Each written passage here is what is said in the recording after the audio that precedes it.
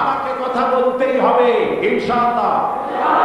কারণ আগামীতে আবার আপনাদের সাথে দেখা হবে কিনা আমি জানি না, কথা বলতেই হবে।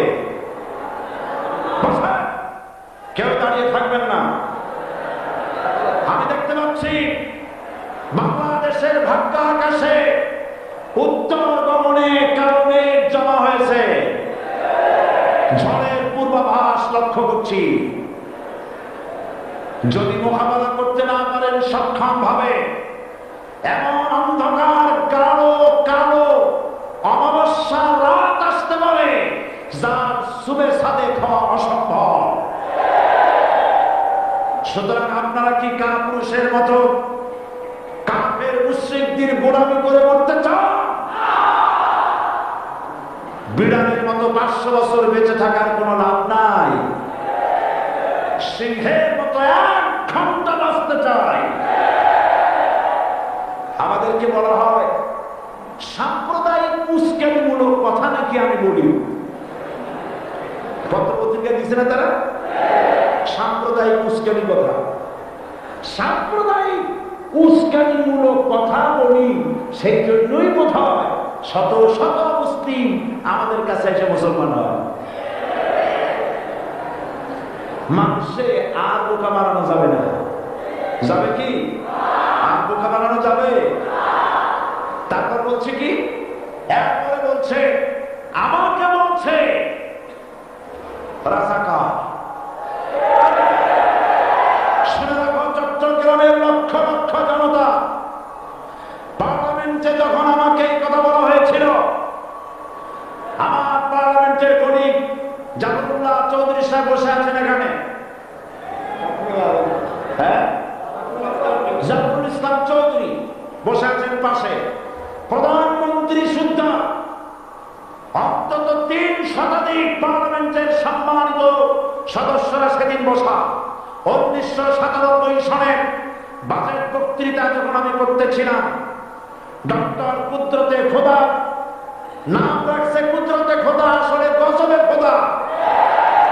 এই লোকটি নাস্তিক, ইসলামের চূড়ান্ত দুশমন। তার প্রণীত শিক্ষা ব্যবস্থা যখন সমালোচনা করছিলাম, ট্রেজারি বেঞ্চ থেকে আমাকে বলা হলো রাজাকার। আমি আমার সমস্ত শক্তি একত্রিত করে বলেছিলাম শুধুমাত্র হিন্দুস্তানের রাজাকারেরাই আমাকে রাজাকার বলতে পারে। আমি বলেছিলাম 1973 সন পর্যন্ত আমি বাংলাদেশের কোন রাজনৈতিক দলের নেতা এবং কর্মী ছিলাম না। আমি রাজাকার নই। আমাকে রাজাকার বলে যদি তাকে প্রমাণ করতে না পারে 10 কোটি টাকার মানহানি মামলা দায়ের করব। আমার এই বক্তব্য সারা দুনিয়া শুনেছে। পার্লামেন্টে আমার এই বক্তব্য রেকর্ড হয়ে আছে। সেদিন 3 শতাধিক পার্লামেন্ট মেম্বারের কেউ আমার চ্যালেঞ্জ গ্রহণ করেন নাই। যে কোনো ব্যক্তি পার্লামেন্টে গিয়ে আমার বক্তৃতা দেখে আসতে পারেন।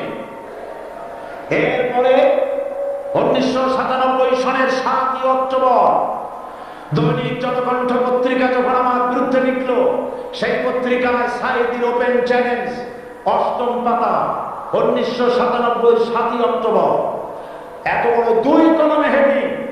সেখানে আমি বলেছি বাংলাদেশের সকল সাংবাদিক, গোয়েন্দা বিভাগ, বাংলাদেশের সকল বুদ্ধিজীবীকে আমি আমার পিরোজপুরে আমন্ত্রণ করছি। এর বিরুদ্ধে আমার কোন ভূমিকা ছিল, সজ্ঞানে স্বেচ্ছায় জাতীয় সংসদের সদস্য পদ থেকে পদত্যাগ করব। 3 বছর পার হয়ে গেছে, আজ পর্যন্ত কেউ এই চ্যালেঞ্জের মোকাবেলা করে নাই। সুতরাং আমার 1971 সনে, মুসলমানেরা 1971 সনের কোন কাদা সাইদির গায়ে লাগে নাই। আমাকে রাজাকার বলে জনগণ থেকে বিচ্ছিন্ন করবা, জনগণ থেকে আমার বিচ্ছিন্ন করা যাবে না। কারণ এই জনগণ আমার জন্য আসে না, এই জনগণ আসে আল্লাহ